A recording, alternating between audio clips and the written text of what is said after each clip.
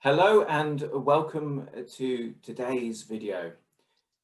If you haven't seen this series before, our aim is to join Yasha on the journey which he is undertaking, whereby he's becoming more aware of spiritual things and the underlying nature of what's around him.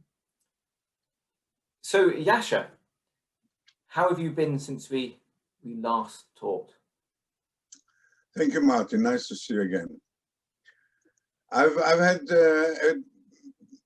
Parkinson seems to be coming to me in periods, and I'll have a good few days, and then sort of few days that are relatively bad. Bad should be really interpreted as not good rather than bad in itself, if you see what I mean.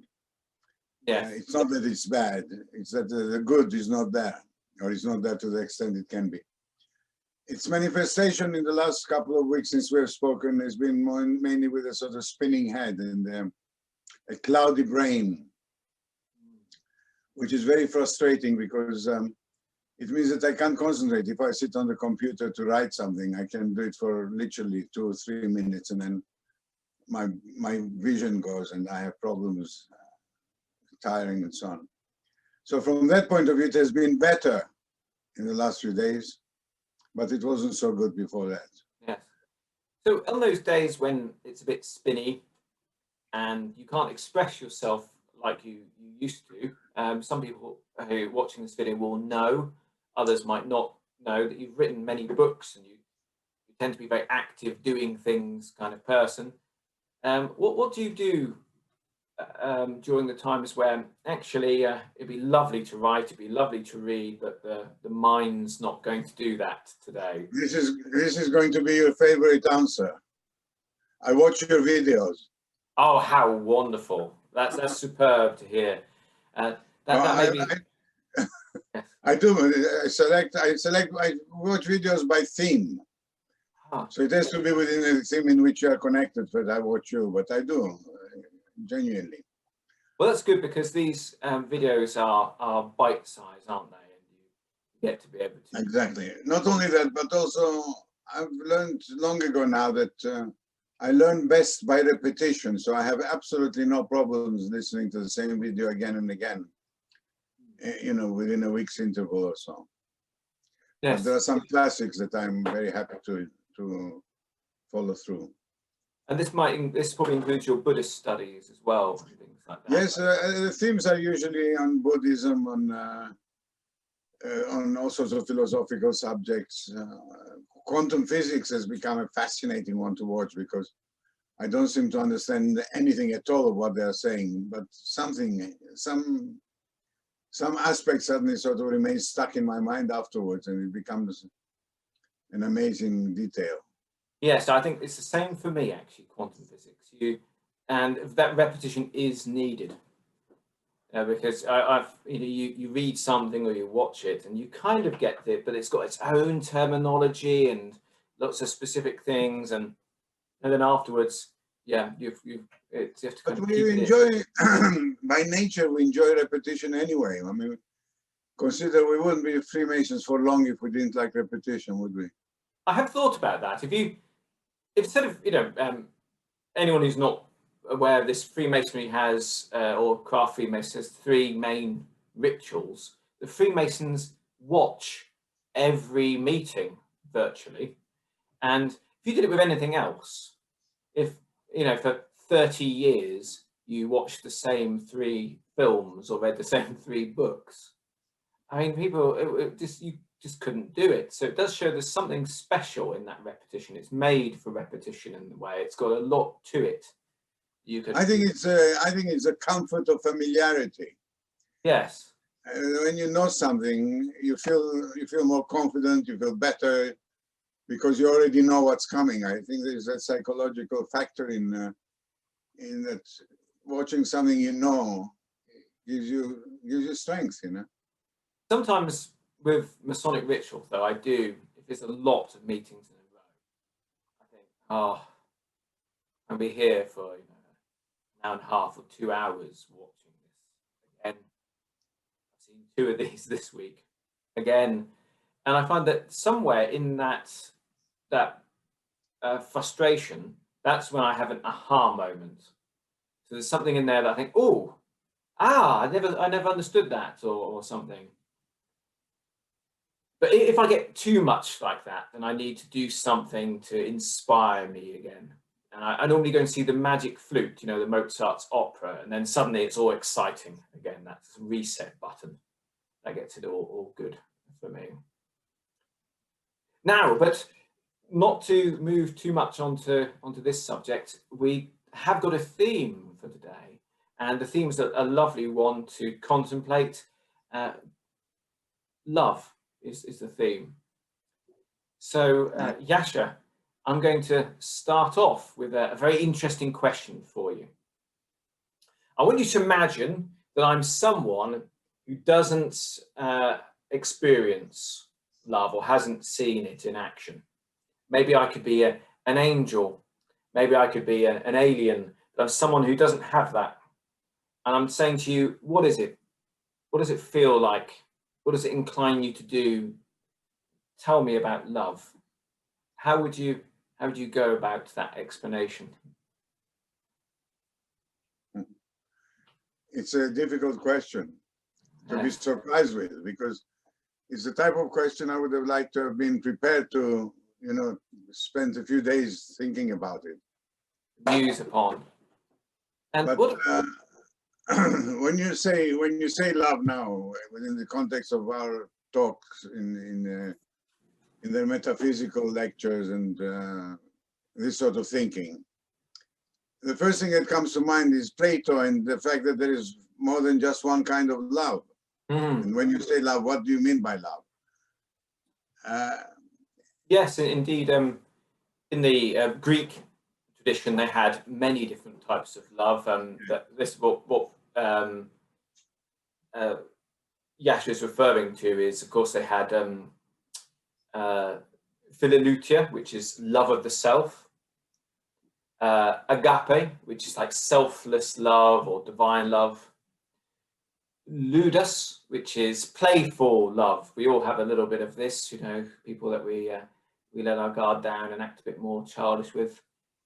Storgi, I don't know if my pronunciation is exactly right on all my ancient Greek, but this is like love of the sort of the familiar, people you've grown up with. Pragma, which is love that changes and depending on your circumstance. Maybe it's someone who was once your boss, or once your sort of your partner, but is now just a friend. Actually, I know there may be a few cases of this in your life.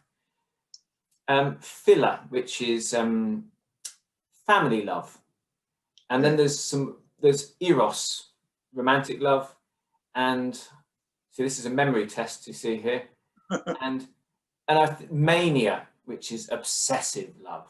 And Yasha, I want to hear about them all from you. But first of all, if you think about someone you love now, if you really think about someone you love, is there a feeling anywhere in your body, in your mind? What does it make? Well, how does it experience? If I was to swap, if I was to be you, what would it feel like? And I know this is not an easy description. No, but you are differentiating between the sensation that you have when you love and its expression. What do you do about it in order to communicate with it? I mean, to me, at my age, mature age, just before we started this tape, I introduced you to one of my 7 grandchildren, my granddaughter. This very special affection that has grown, a very special relationship between my grandchildren and myself, is really what I would say symbolizes love at its best, love at its purest. And that love is almost undescribable in many ways. Its expression is often merely just big hugs and just the physical presence and just chatting and talking. But the feeling itself is incomparable. So I think that is, in my instance, this generation gap that is filled by love. And by that you almost skip your own children and get onto your own grandchildren with this amazing affection, which you know is totally mutual. And that love, so if it was its strength behind it, it's wanting them to be happy and succeed and be safe. Are those feelings in love for you, or is it not quite? I'm not sure that, I mean, those again become the practical aspects of the expression of love. Love in itself hasn't got terms, conditions, intensity. Love is there. I find it as if it's something that you walk into. When one of my grandchildren appears in my room, in my study, it's as if the room fills up, the whole room fills up with love. Then maybe, do you see what I mean? Yes. That applies whether it's a phone call with her saying, "How are you, granddad?" or whether they physically come in and give you a big hug by surprise. Yes, it's got that in there. Sorry, I was just going to say, I've never tried to nail it down as to what is it exactly I'm feeling when I feel that. But you asked the question more or less impromptu and took me by surprise. And that is the first thing that came to mind. Oh, I like it. I think sometimes the first thing comes to mind is pure and it isn't overthought and it's just there. So what would have come to my mind if I was 40 years old instead of 80 is different. Yes, that's understandable. So love does change and the focus of love changes. Well, as you described in Plato. Yes, absolutely. In Plato's Symposium, of course, they've got this wonderful scene at the end where certain people turn up all drunk in hand and sort of hugging each other, so they've had this really deep, beautiful talk about love and the highest level, and then this ridiculous scene appears as they burst in, showing that love is both beautiful and lofty and supreme, but it also can be ridiculous and vulgar. But moving back to your love, so in your life there has been quite a lot of love. That's correct. In all these senses, you've had great friendships some people who might not be in contact or may not even be here anymore. What if we just search through your life? Let's just start off with that. Friends.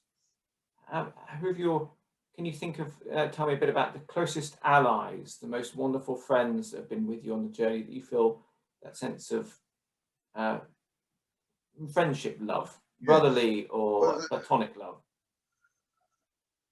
I can't get away, not unfortunately, but the natural tendency of friendly love, that it has to begin with Zmira, my wife, who is now my wife. And although maybe that might be in your school more on a different type of platonic love and erotic love and so on, the friendship is the secret of my 56 years old marriage now. I've been married 56 years old and 56 years. And I think that it's very interesting you are making me think at the moment for the first time, thoughts that I didn't have before, and I look forward to contemplating more on them. But the steadiness and the continuity and the basic solidity, the fact that there was this background of this friendship between Zmir and I, which was the basis for our love, which had its ups and downs, of course, like every marriage will have. But that solid friendship at the base is the love I think you're thinking about, that I felt with her. So, now I had that, sorry. I was going to ask where you met her. Sorry? I was going to ask where you met your wife. Oh, she was my sergeant in the army. Literally. So the first time I met her, I just joined, I think I mentioned to you, the parachute regiment. And I was sent, because I was fairly new in Israel, my Hebrew needed improvement. So I was sent to a military school, college. And when I arrived there, I saw this row of soldiers coming towards me, including one of them a sergeant at the end. I stopped, saluted the sergeant that happens to be Zmira, now my wife, asked for directions. She told me in which way to go towards the college, and I met her the same day again, later that day. And would you believe we decided to get married on the first day we met? No. Absolutely amazing. Love at first sight, no question at all asked about it. I said to her, I went off after meeting her there. I looked for her. I went around the camp looking for her, and she was waiting for me. She said she knew that I would come to look for her, and we went out for a walk. And I said to her, are you thinking the same as I'm thinking? And she said, I think so. Let's get together for good. Fantastic. That's on the first day. First day. And so did you remain as your drill sergeant? I have this vision that your initial relationship is kind of like, come on, get up, sir, Yasha, right, ready, march, 1, 2, 3, to the dates, no, 1, 2, put down the flowers, 1, 2. That's our relationship now. Yeah, you're still being drilled. I'm still saluting. Yes, but how amazing! So that was just a bam, a connection. It was definitely very much so. It was. So I can see now when you say that love is something you walk into. Now I know why that's so fundamental in your philosophy and view of life. Yes. Because of this big experience. And so how long was it you decided on the first day? How long was it until you were married? I think it took us a couple of years, but we did inform everybody very quickly. I told my parents, who were quite upset because we were only not, we were just 20 years old, 21. So we got married in January '63 when we were 22 years old. And wonderful. But coming back to the love element, that of course also becomes a completely different type of love that you develop in a friendship. And the other relationship I had like that has been with my father. I had a very deep and close relationship with my father, which was a friendly one, obviously based on love, naturally, but which was exceptional throughout my life, which served me very well. And so tell me the things that sort of you and your father used to do together. What did you share? What was that? My father took an immense interest in what I was doing. He became very curious, and he became one of my fans. He used to come to. He became a Freemason. Would you believe it? At the age of 70. But the only reason he became a Freemason was so that he could attend my lectures, because he wanted to come to my lectures, and I told him, you can't do it. They are Masonic ones. Wow. So yes. And he loved Freemasonry. I wonder what the opposite of a Lewis is. The father of a Mason, there must be we need to come up with a new title. That would be interesting. Lewis backwards. Yes. So anyway, yes. So he was a very positive, nurturing figure. Would that be correct? Was he a good example? What kind of father was he? He comes to my mind once I'm mature. I don't remember much, or not that I don't remember, but I don't think of him within my youth. I remember him when I was already, for example, I had a shop selling artifacts in Camden. I remember the shop, yes. You remember? Well, he used to love to come to the shop and sit down in the morning, and he didn't move. Literally just listening and looking and fascinated by what was going on, of customers coming in, going out, my telephone calls. I mean, I used to have an interesting shop in many ways. I'm a polyglot. I speak 6 languages. Oh, my word. And running a shop like that, I had occasion of speaking 6 languages almost simultaneously.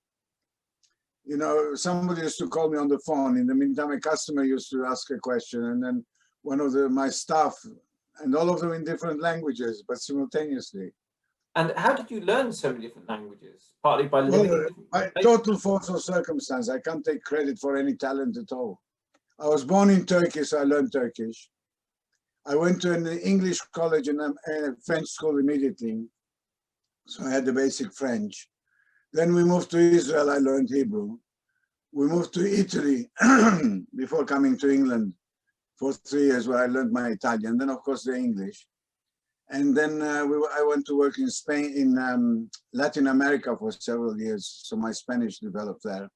Oh, wow. So I covered all this. The truth is that I had what I call the chutzpah, the arrogance to actually practice most of my languages as I spoke them as if I knew them. And when you speak some language with confidence, even if you don't know the language, it sounds good. Yeah, it's got the better, yes. It's your tentativeness that makes you mispronounce a lot, yes. And you learn the language quickly. I always thought, when I first met you, and even to this day, if I think about it, I always thought you were a very friendly, kind person. You got on with everyone. And an ability to speak to anyone about it was as if what they were talking about was the most exciting thing in the world. So I remember you and I would meet someone, they'd be talking about their thing, and their thing might be accountancy or like furniture or travel or whatever, and you'd be fascinated. And even people who you wouldn't naturally get on with, I think you learn how to, how do I say this? You learn how to get on, you always seem to get on with people, even if they're not people that get on with you. Am I making sense? So there's a lot of that, a lot of friendship. And I think I had a positive attitude. I must say I was always fascinated by elderly people. I really thought that old people had interesting things to say, no matter what it was. And it didn't matter who the old person was. I remember the guy who used to run the lift in the office where I was working was getting older and older. And he kept on mumbling things. And it fascinated me. I couldn't understand what he was saying, but it was really interesting. And I thought, it's amazing, this man. He must have been in his 80s, maybe. But I used to look forward to getting this, for him to take me up on the lift to the 4th floor as to what he had to say. I must tell you, I can't remember a single word. But I do remember being interested. I remember Leo Zanelli, before I met you, telling me about you. Yes, good friend. He was, I miss Leo. He was a character, wasn't he? Yeah. He had a lot going for him. He was always planning something, and a bit mischievous as well. Mischievous, and yet wonderful imagination. Yes. And very adaptable, though. If he found out that something he'd been believing wasn't quite right, to change it straight away. He didn't hold on to beliefs for any reason. Very, very free and true. And as soon as he got interested in a subject, he published a book about it. Yes, that's his way of doing it. Yeah, of learning. Yes, to do that. And your children, though, how many children did you have? I've got 2, my son Guy and my daughter Dana. So that's a different experience of love. When your wife gave birth and you first saw the first child, what's that like? Well, it's nothing compared to being grandparents. Wow. Okay, so it amplifies as you go on. The point that is that when you have children, it's at a time when you're very busy with the rest of your life. Yes. When you have grandchildren, you're far more relaxed to be able to enjoy them by then. And also, towards your children, you've got obligations, responsibilities, worries, concerns. Grandchildren, it's almost unadulterated pleasure. Yes, so you can just you can just be the person that has the treats and the fun and everything, and then Yeah, the rest of the, Just oh, how wonderful. hand them back when they start crying. Yeah. You can't do with your own children, of course. So this is very interesting because there's, as your life at the moment is getting, there's more space and you're kind of more in touch with more spiritual things. Is there more space for love in general? I mean, love of the sunrise, love of the stars, love of just being here. Is there more space for love in life? Is there more feeling of love now? The truth is that I've been trying to get my children to understand what we are trying to do in these tapes now, in these conversations. That I've taken an approach to my life, to the remainder of my life, that is going to be spiritual, and that I'm trying to understand that spirituality. I'm trying to get my children to understand what I'm trying to do, so they don't feel, so that I'm not ridiculed in any way, if you see what I mean. And I can see that,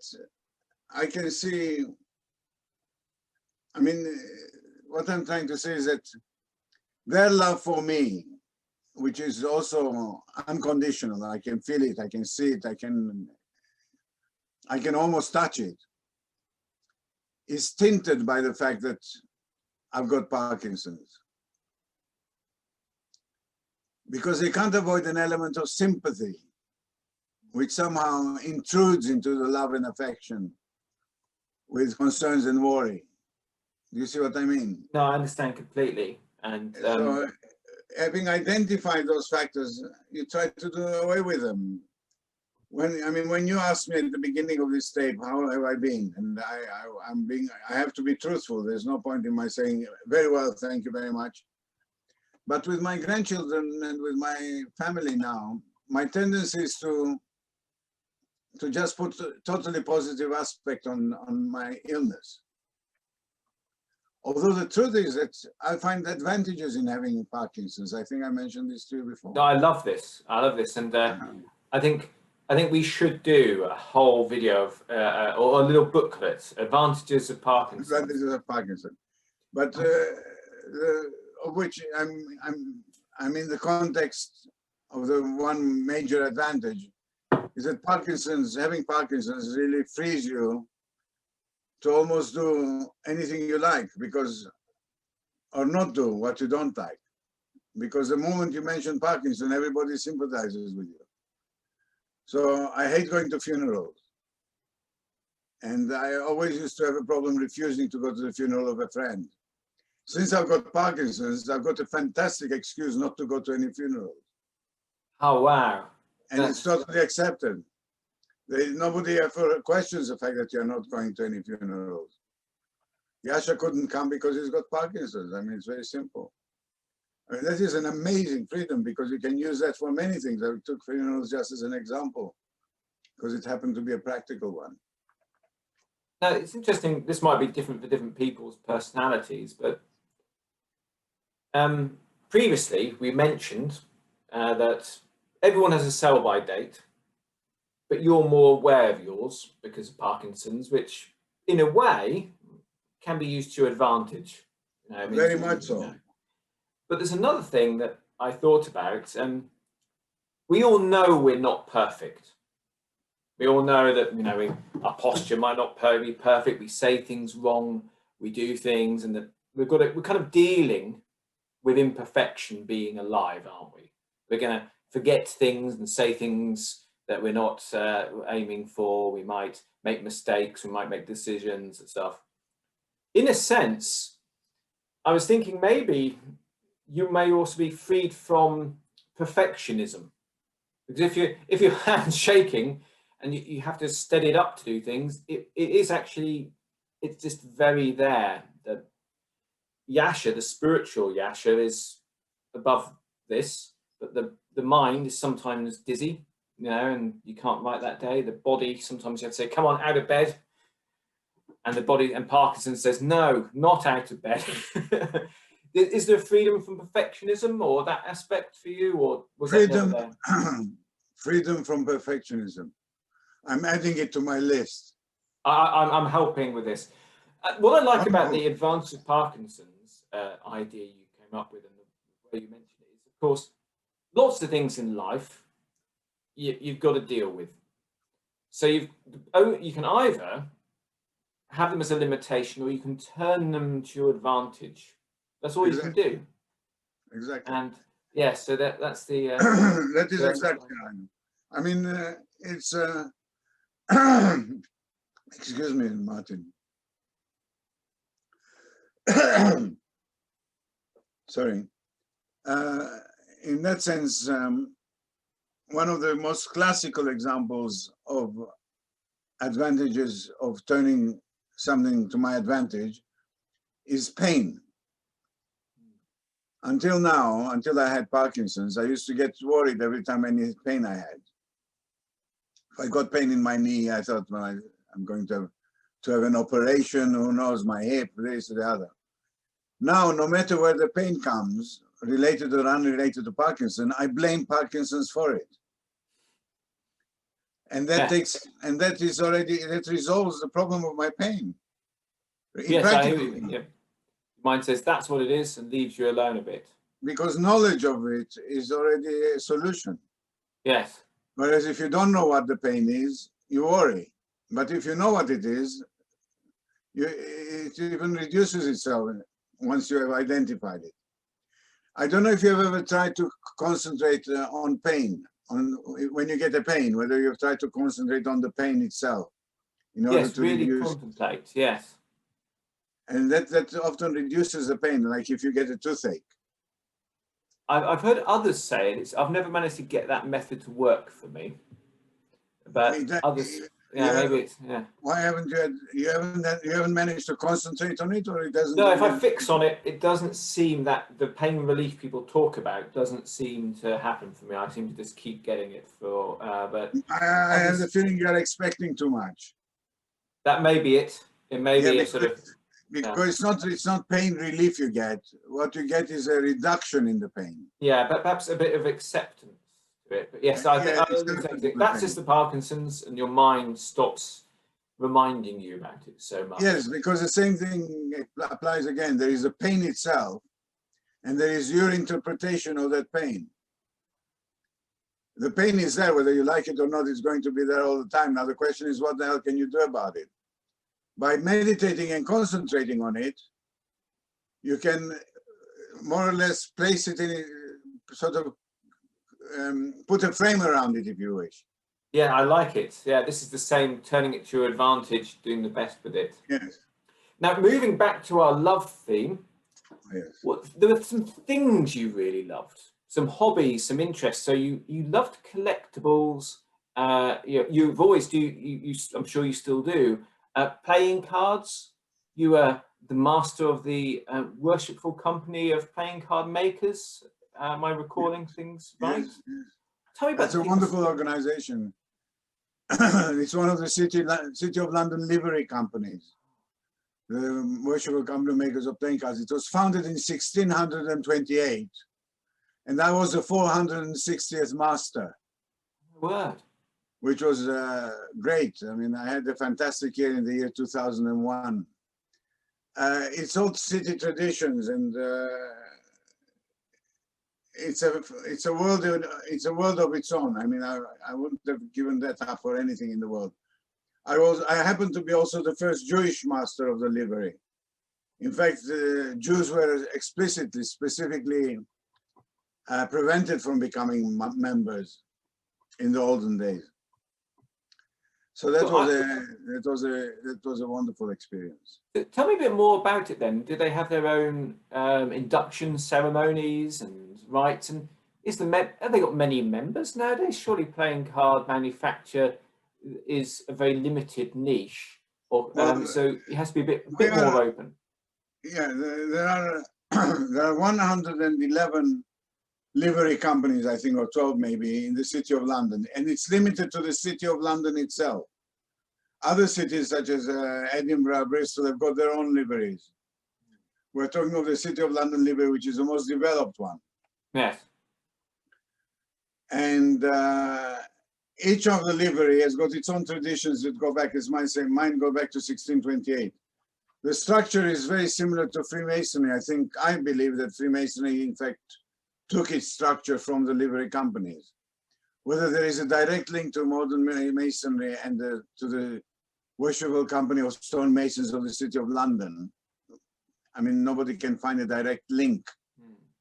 But certainly the structure is very similar. The master, the wardens, the members, the dinners, the charity contributions, and so forth. And so, and are all the members then playing card related or card making related somehow? No, on the contrary, I think I was one of only 3 people interested in playing cards in any way. There was Michael Goodall, who was from the old company that used to manufacture playing cards in the good old days. You probably would have heard the name because the good old playing cards were produced by Louis Masonic. Yes, my word. So yeah, there's a link. I've often thought we should reproduce those. And I think you should. I think you'll make a lot of money if you do. Everybody's still looking for them. Yes, I don't know if they're looking at this for the originals, but yeah, let's have a look into that. I know where there is a pack of the originals. Oh, this is another conversation. This is a different. And let's switch over to meet? business for a short while. Yes. Where does it meet the worshipful company of playing? Unfortunately, out of the 112 livery companies I mentioned to you, only 40 of them have got their own premises, their own buildings.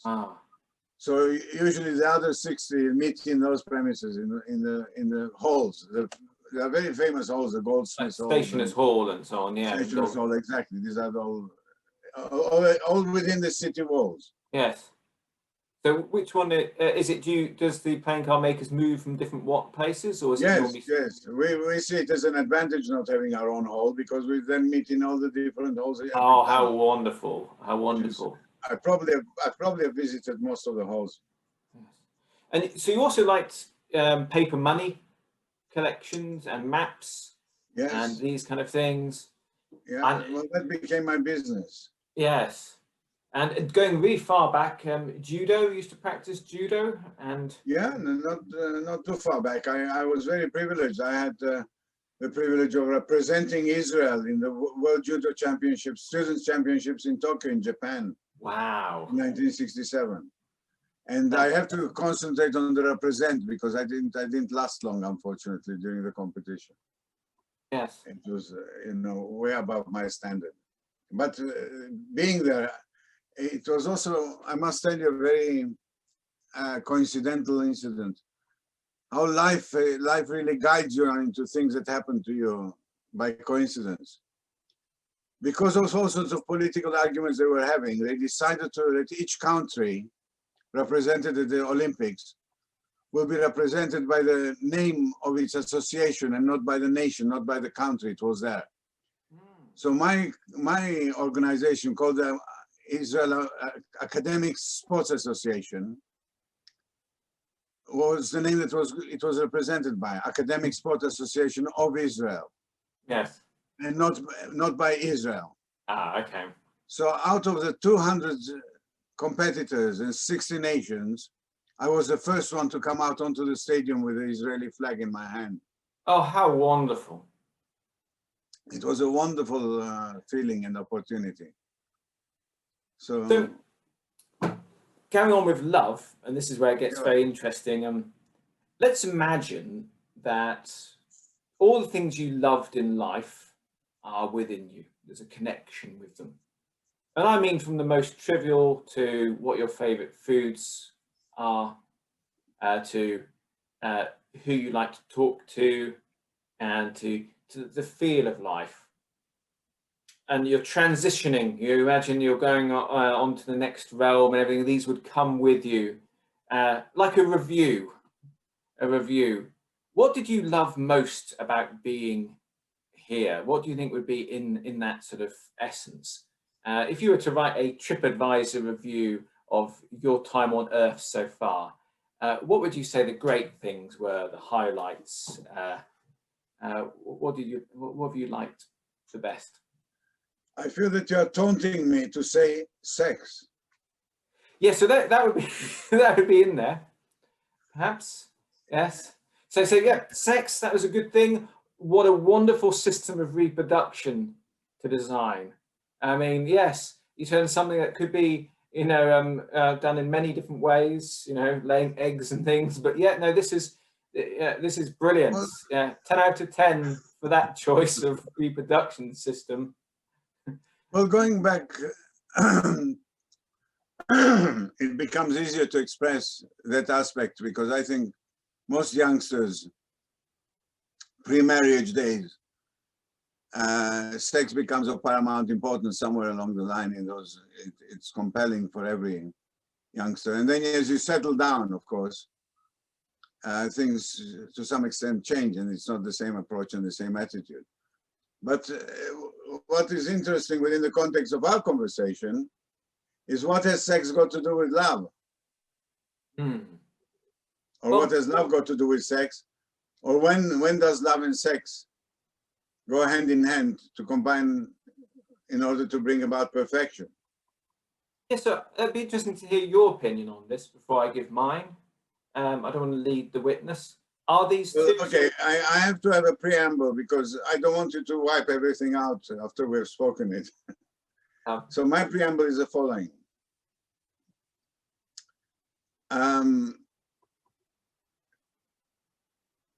Hang on, I have to be honest, and I have to be careful as well as to what I'm saying. But I trust you as a friend that if necessary, we'll wipe this out. Yes, we want to make sure everything flows brilliantly. So if we stumble or even say something funny, would you like to hear my opinion then while you get yours together? No, because I've just been building up. Okay.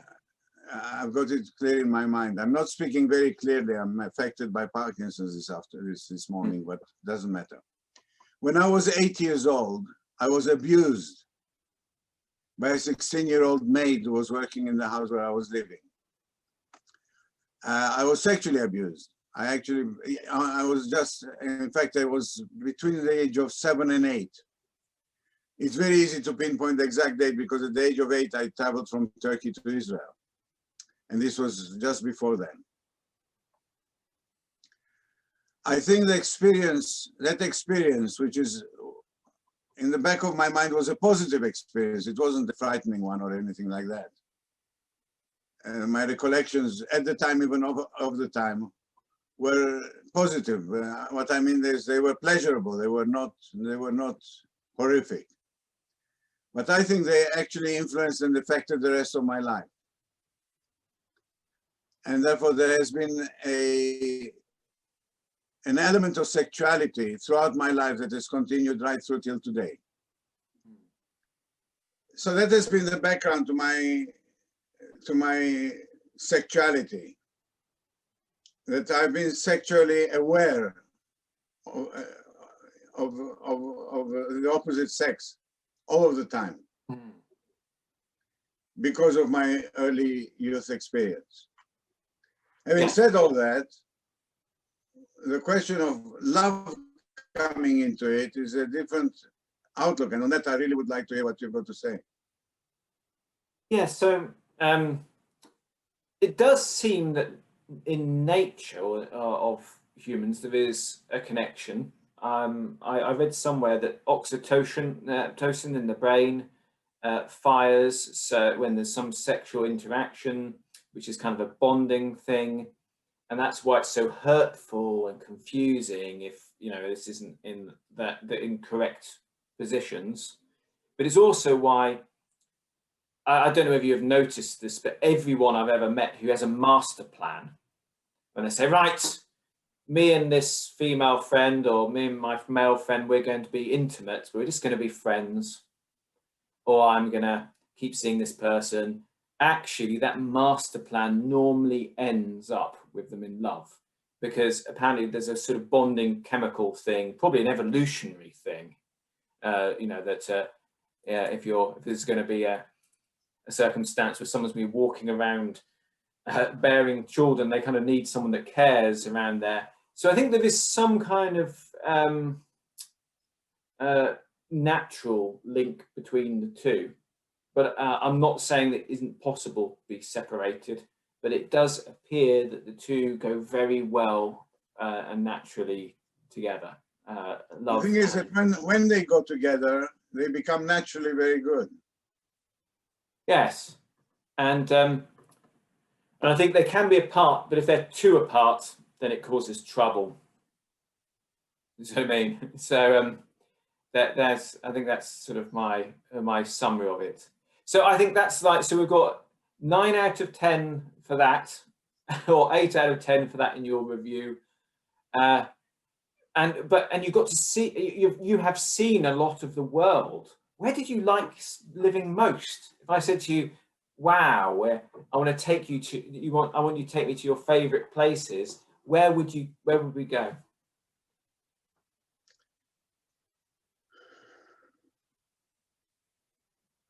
I loved Italy, I must say. There's no question at all about it. That Italy was. It's hard not to fall in love with Italy. Well, not only that, but again, the period in my life when I was in Italy, I was still in my youth. I was till the age of 15. And we used to spend summer times in the Lido of Venice. There's a couple of months, and then winter time in Cortina d'Ampezzo skiing, and the rest of the time in Milan. Wow. So every recollection I have in Italy is a wonderful one. Even the food, especially the food, I should say. Yes, I say especially the food. You'll get us in trouble here. Yes, I find myself. No, I've been thinking that. Yeah, I dream of Italy. If only we could be there. That's yes. And no, Italian people, so exciting and thoughtful and passionate. I tell you, like, I've learned a lot just from like your father in the shop. When I'm in Italy, I just watch. Yes. In England, a cup of coffee is a cup of coffee. In Italy, it's a fine-tuned, beautiful art which you're going to be connoisseur over, and it's like a team thing. Everyone's, oh, what about this one? Oh, no, it shouldn't have been like that. It should have been like this. Everything, the passion for just beautiful basics. The weather is lovely, or the olives aren't good. It's just there's an engagement with life that I think, well, for me, I've learnt a lot from. Engagement with life. There's also an addiction with coffee, the Italians. That's for sure. Wow. Yes. I remember taking a group of Italians on a walk in the city of London. I picked them up on the hotel, and we were beginning to get late. So I started walking quite fast. It was like 9 o'clock in the morning. Yes. And I started walking ahead of them. And I turned around and I looked behind me, and nobody was there. They had disappeared. Until I walked a few steps back, and there was a Costa shop, coffee shop. They'd all gone into the coffee shop because they hadn't had their breakfast coffee. Italians often can't start their day unless they have a cup of coffee first. Literally. Absolutely. And maybe also not quite as focused on time and schedule as us. No, exactly. Those two probably combined there. Yes. Absolutely. How wonderful. And so yes, I think Italy, there's a sort of a wonderful vision of a beautiful lifestyle, being able to, and you've got those two things, you've got these different aspects from your cool skiing and your lovely. Well, I was very lucky because I was able to pick up on Italy, pick it up again when I became a Freemason. Some Italians walked into my shop in the Camden Passage, which I mentioned to you. Yes. And we became friends, and it happened to be just as the regular Grand Lodge of Italy was being founded, as a breakaway from the Grand Orient. Yes. And I got involved. I was invited there to give lectures, to give talks, and so on. So I got all what a involved. wonderful organization that is. I love the regular Grand Lodge of Italy. Absolutely. That's how Freemasonry should be. Yeah. So the loving yourself then, and love for ideas, love for things. So we're talking about this spirituality. In your meditations, do you kind of feel a sort of a love, a connection with all, or a connection with the subtle? Is there any of that feeling coming in? Since I've had Parkinson's, it gives me an opportunity to talk about it again. Since I've had Parkinson's, I've identified my body and myself as two separate entities. And I often talk to myself now. I will often literally, physically stand in front of the mirror and say, Yasha, you're getting away with it, or you're not doing it. Or I find that communication with myself very, very interesting and very useful, because the only way you can communicate yourself is with total honesty. You can't get away with it. Whereas when you're talking with other people about yourself, you can try and look better, feel better, appear to be better than you are. You're trying to impress, you're trying to keep up to a certain standard that is already expected of you as a person. But naked in front of a full-scale mirror, you have to be absolutely honest. And I'm finding that a very useful exercise, almost like meditation. No, that is interesting. And do you feel love for yourself? Yes, I like myself, to be honest. I like myself. I know the things I don't like, but I have no problems in, for example, I literally look at myself physically and my body is getting old, but I like it. I like my body. I find that I'm doing well. I've lost enough weight to be much better than I was 10 years. I years love the mirror exercise. Yes. Yeah. Well, Yasha, this is a wonderful point to end our discussion today. Thank you, Martin. Now, what I'd like to do, though, is give you a little bit more of a challenging subject next time, which is kind of in theme with our ending. I'd like to talk to you about truth and leave you to kind of that contemplation. What is truth? What truths do you connect with? And where is truth in your practice at the moment? So we're pursuing a philosophical path. Well, this has a philosophical element, love of wisdom, but your truth, what you feel, doesn't need to be of the head. You can say, if you've starting to sense things that are true, you say to me, Martin, in my deep meditations, I know this. I can getting glimpses of this. Those truths are just as acceptable. It doesn't need to be reasoned out or calculated. Sounds good to me. Wonderful. It's been an honor. Thank you, Yasha. Thank you very much.